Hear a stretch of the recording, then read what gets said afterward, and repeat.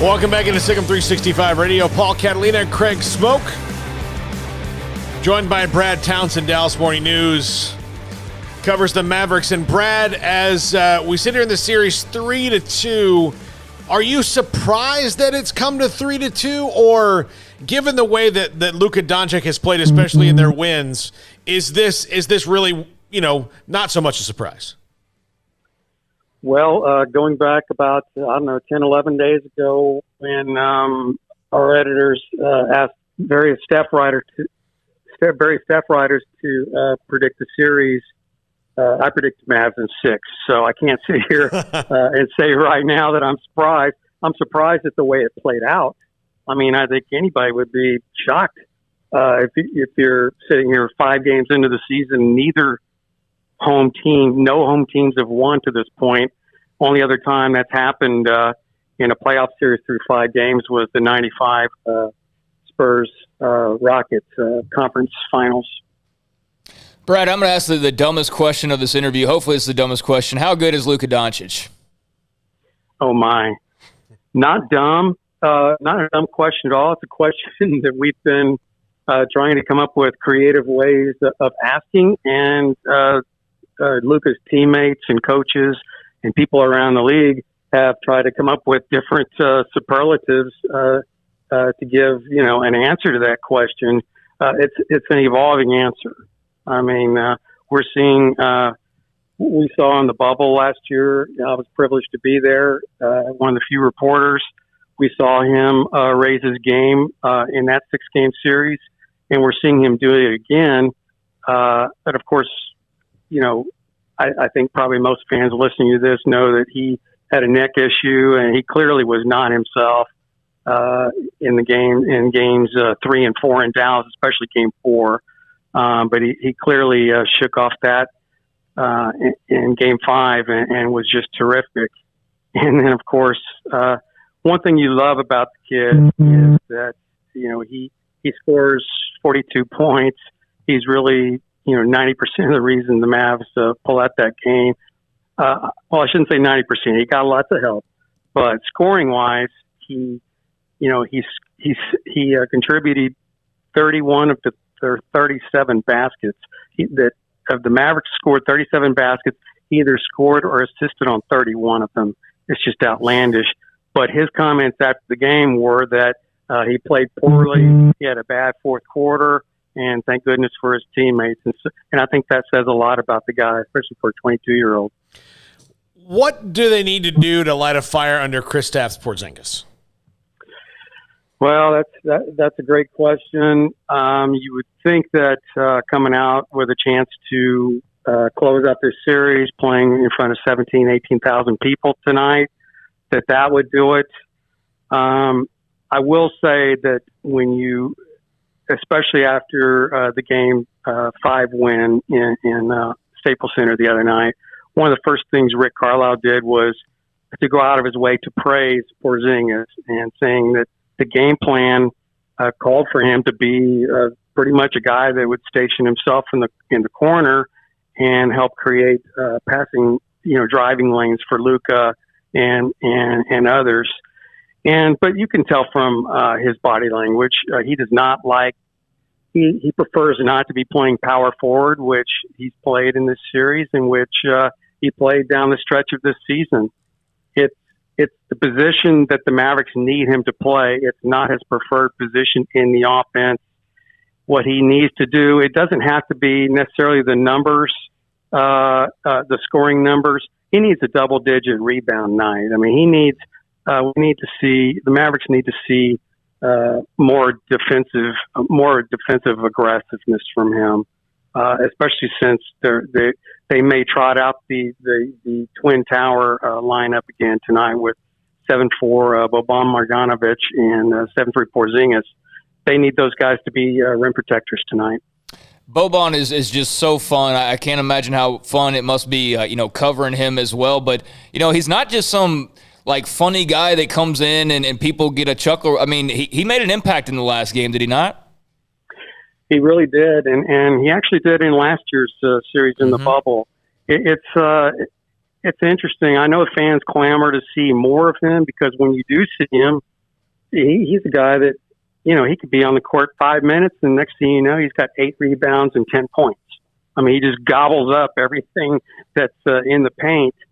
But you really do. I do think that the Mavs use him correctly. You've got to use him at spots, and this was the perfect time and place for him to be used when the Clippers are trotting out a starting lineup, with Batum at center, no one taller than 6'8".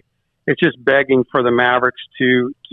There needed to be a counter because the Mavericks weren't having success against smaller Clippers lineups, so they needed to punish the Clippers. And Porzingis wasn't getting that done, frankly. And but I think the combination of Porzingis and Marjanovic certainly did that in game 5. Is there, you always get in these situations, 3-2, obviously the Clippers have to win. I mean, no one has to say that. But, if the Mavericks lose tonight, do you worry about their ability to ratchet back up for Game 7? Or, given the way that this series has been, no one's won at home, is that maybe not that big a deal? I think it's a huge thing. I think it's a huge deal. I think the Mavericks need to win tonight. If they lose tonight, can they win Game 7? Well, yeah, this series has shown that they can. But Game 7, the history of NBA playoffs, Game 7s decidedly favor the home team. And in this case, when you're looking at a home team that's got 2-time MVP, Finals MVP, Kawhi Leonard, and you've got Paul George, and you've got veterans out there, I think. I don't think the Mavericks want to take any chances. And if they don't win tonight and if they lose Game 7, it's going to be looked upon as a failure of a playoff, even though it's been an exciting run. You're looking at what would be on this team's epitaph would be the fact that they won 2 games to start off the series on the road, and then they would become only the 5th team in playoff history to lose a series after doing that, and having had a chance to close out the series at home in Game 6. That's a lot to have. That's a lot to carry through, the off season and shoot the rest of your life. I mean, I've covered lots of teams that did not seize the moment, and maybe in that moment they didn't really grasp the gravity of it. That there are not that many chances in the NBA for you to close out a team that's really one of the title favorites, the Clippers.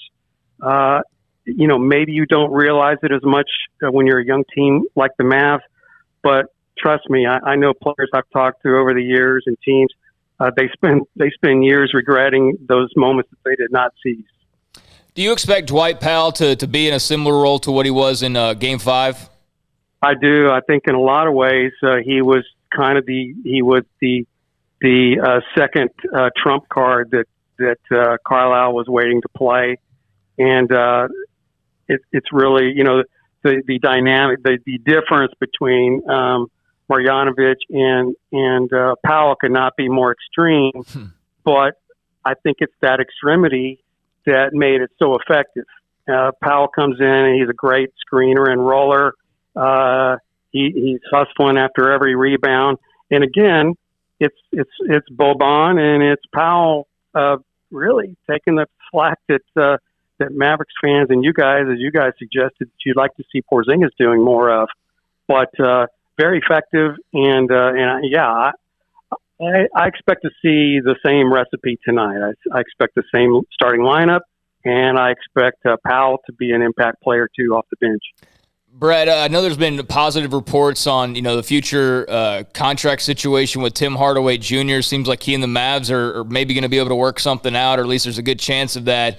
Can you kind of just describe his evolution and just his impactfulness on this roster? I mean, it's Luka gets the headlines, Kristaps gets others, but Tim Hardaway Jr. has been great. Yeah, and of course, I vividly remember the first press conference after what was at the time called the Porzingis trade, and I still think a lot of people think of it that way. But you've got this row of Knicks that were coming in, and Hardaway was really considered kind of a throw-in, and really, a case of the Knicks unloading a contract but he's been great here. I mean, he's making $20 million this year. He's in the last year of his contract, and he's worth every penny. When he's on the floor, I mean, he's going at it 110 miles an hour. He's a great influence on his teammates.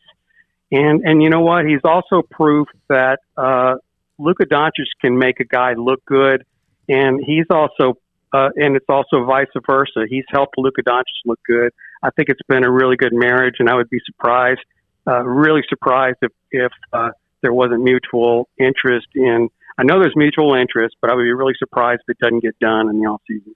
Well, Brad, I know you got to get to the arena tonight, and good luck. Enjoy seeing that many people in a place again. I will. Thanks. Yeah, thanks for hopping on with us, Brad Townsend. Thanks, guys. Dallas Morning News with us, covers the Mavericks. Was very great. Got back to me right away today, which sometimes that doesn't happen when you're trying to put guests. No, yeah, it sometimes doesn't happen, and also there are certain teams that can be hard to find people sometimes. Like I remember the Astros were really difficult because a lot of their writers just didn't simply want to do interviews, and you kind of had to go down the list. And the Mavs, they don't have like a gigantic press corps, but it can. I'm just saying it can be hit or miss to kind of get beat writers because they're so busy. And it's great to have Brad on because he's right there on the scene and obviously has great insight on the Mavs, but Kristaps is incredibly frustrating, and hopefully tonight he can do a bit more. I mean, I understand, as Brad pointed out, some of that's by design, but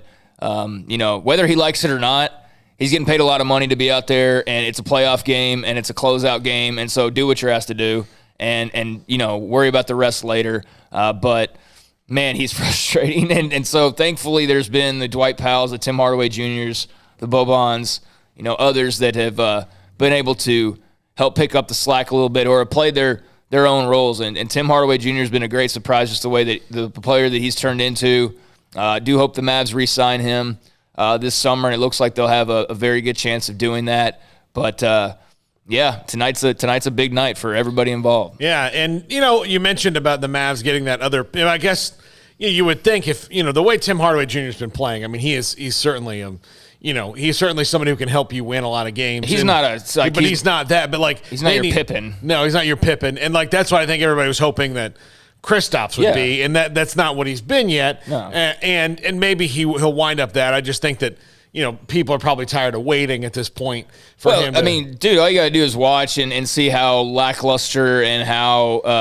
I think it's a lot of it's just the way that he looks out there. Is what frustrates people. And regardless, he can be a very good and effective player. He hit the big three the other night towards the end that was a big shot, and so it's not like he hasn't contributed at all. It's just that he could. I think a lot of people feel like he could contribute a lot more than he has, and could show a lot more than he has. And maybe it's like a minor signing that allows him to move to where he's comfortable, and they can work an offense around where he's comfortable and wants to be, as opposed to where they actually need him at the time. So maybe that's what helps Kristaps Porzingis become the Kristaps Porzingis that they want. But I always do wonder every time when it comes to free agents, because the money's not different.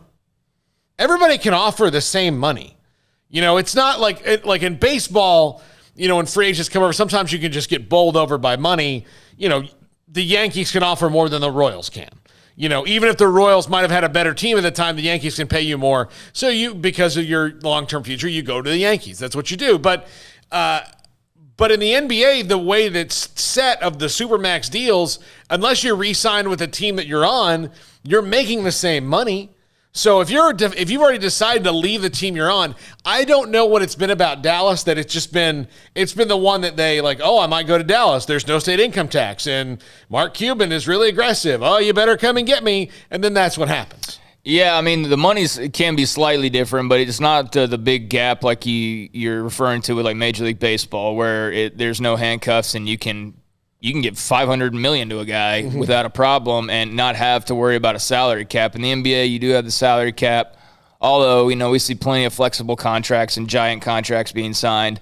But I don't know. I don't know what it is. Everybody's been trying to solve this little riddle about the city of Dallas and why it's so dadgum hard for them to reel in free agents. And, it wasn't that long ago the Mavs were fighting over Chandler Parsons. Like, makes me want to throw up even saying his name and do such a goof. But, I mean, even then they get like that minor win, and it's Chandler Parsons. It's like even when they've gotten guys, it's been like little splashes and not giant splashes like you'd want. So I don't know how they make those giant splashes happen. They had to get Porzingis here, and I don't think anybody would consider him a giant splash at this stage. But they had to get him through a trade. Luka was through the draft. Hardaway Jr. is through a trade. So it's like, drafting and trades have worked out, but that free agency part hasn't really worked out. And I don't know what it takes. I mean, Dallas is if I was making millions and millions of dollars, I think I'd be very happy in the Dallas-Fort Worth area. I think I could cozy up somewhere and be just fine. But I'm also not a 20-something NBA guy, so maybe it's not the nightlife. I don't know what it is. I really don't. I don't know why, with the no-income tax, with Cuban as owner, I don't know, and that's a mystery that hopefully will be solved one day. Well, you know what's weird about it is if there were baseball rules in the NFL, the Cowboys would get every free agent they wanted. Pretty much, I mean, yeah. like if they'd had no, salary cap and Jerry would love a luxury tax. Oh, what? I can sign whoever I want. I'm just going to pay you all the money I reap at the end of the year. I'll just give you a cut of it. Yeah, I don't care. I'm going to make so much money. I'll feel like we'll win so many games. That's what he'd do. But and it's probably good that he can't, because that's not necessarily the way to win. But they would never lose people. They would never have to worry about like any of that. But that's the Cowboys. The Rangers have gone through the same thing though in the past. I mean, it's like, I can't tell you how many times, whether it was back when Randy Johnson was a free agent or whatever, where the Rangers are the best place for this guy. The Rangers can offer the most money. The Rangers can do this. And then Randy Johnson went to the Diamondbacks and won a World Series. He didn't stay in the division and go to the Rangers. Randy Johnson went somewhere where he had to hit over coming to the Rangers. And so there was all that about the Rangers. The Mavericks seem to have that same thing, and I just don't get it. I just don't. Maybe it's because I live here and I like the city of Dallas. I don't, Well, I mean, Randy Johnson did get to throw his shilling out there in Arizona, and if there's a similar place, it'd probably be Arizona. I think he lives out there, and that's a nice retirement. So, like that, I mean, I know what you're saying, though, but I don't know. I mean, people have written articles about it for years on the Mavs striking out on free agents, on the Rangers striking out on free agents, and then when they do get a guy, it's like the A-Rod deal where it's like way overpriced, or the guy's just in it for the contract and doesn't even really care to be there.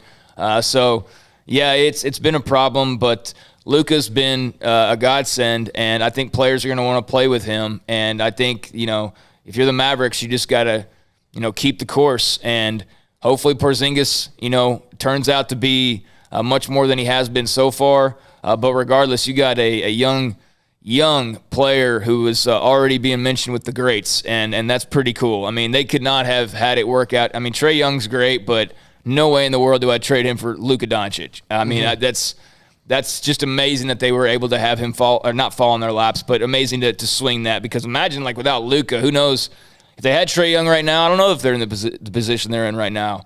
If they had, any of the others that they could have had, I don't know if they're in the position they're in right now. He is special. He is so special, and he's so young still, and that's exciting, but he is going to need some help around him. He's been getting some of that. He's going to need some of it tonight, though, because can't just have him out there playing hero ball, having to save the day all the time, even though he normally does. And look, Donnie Nelson might just have to find that guy in the draft out of nowhere. Yeah, I mean, the draft's there for a reason. Like for a long time they just ignored it because they Wang Zhu, that was a total bust and a laughing stock of a pick. And they've had others that were laughing stocks of picks. The big Russian guy that they drafted that was ridiculous. And they just haven't seemed to really have taken it all that seriously in the past. But obviously that changed with Luka, and that's changed, somewhat. And yeah, I mean, if you are going to be a team that's not going to be able to rely on getting the big free agents, then you have no other choice but to draft well. So take it serious and get a guy a year out of that thing and build it up. And hopefully you have a great scouting department, but there's no reason why you can't find a guy every year in the draft. And that's not going to be Luka. It might be like the sixth man on your team, but get something because you can't rely on free agency. Well, that's like, they're probably going to have to, like, given that it is, like, they're going to have to do like the Spurs did, where the Spurs were masterful at drafting, and Kawhi Leonard was a masterful trade. They traded George Hill for him, a player they didn't need, and then Kawhi Leonard, helped lead them to some titles, in the waning years of Tim Duncan. But, Tim Duncan was the draft, and I know they tanked for Duncan. But Tony Parker, Monte Ginobili, Patty, all this, they didn't sign a big free agent when they were winning titles. They signed guys like Robert Horry and Bruce Bowen. And, that's where they won, and they won because they drafted people internationally well, and they just drafted well. Yeah, I mean, they did, but, here's the deal. Tonight's Game 6, and that's what it's about. And the Mavs free agency and all that, that's for the future. That's for them, after Game 7 if they lose tonight and then losing Game 7, or that's for after the second round. And that's a storyline that's been around for a while now, is that. So, I mean, that's not changing anytime soon. But maybe Luka can help them bust through that door. But to do so, they got to win a game like tonight. And if not tonight, they got to win that next one for sure. So we will see what happens, but I'm excited to see a raucous American Airlines Center crowd, and excited to see Luka and company do their thing tonight. So looking forward to it. Absolutely. When we come back,